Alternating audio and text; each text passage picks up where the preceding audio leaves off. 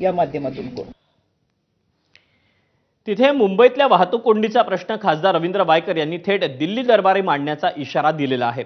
पश्चिम द्रुतगती महामार्गावर गोरेगाव आणि जोगेश्वरी विक्रोळी लिंक रोडवर होत असलेल्या वाहतूक कोंडी विरोधात खासदार वायकर हे आपली भूमिका आक्रमकपणे मांडताय। मुंबई महापालिका आणि राज्य सरकारला सांगून प्रश्न सुटत नसेल तर मुंबईतल्या वाहतूक कोंडीची लढाई आता दिल्लीमध्ये होईल असा इशारा वायकर यांनी दिला। या वाहतूक कोंडीमुळे ॲम्ब्युलन्स, स्कूल बसेस आणि नोकरदारांना मोठ्या समस्यांना सामोरं जावं लागतं, याकडे त्यांनी लक्ष वेधलं।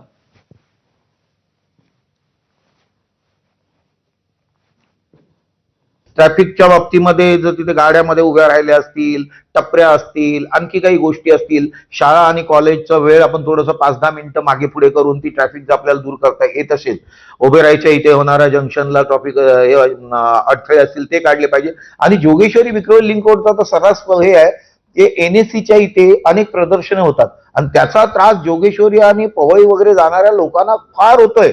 आणि हा प्रश्न मी सरकार म्हणजे कॉर्पोरेशन मध्ये मांडला होता, सरकार दरबारी मांडला होता, आता मी केंद्रामध्ये घेऊन जाणार आहे।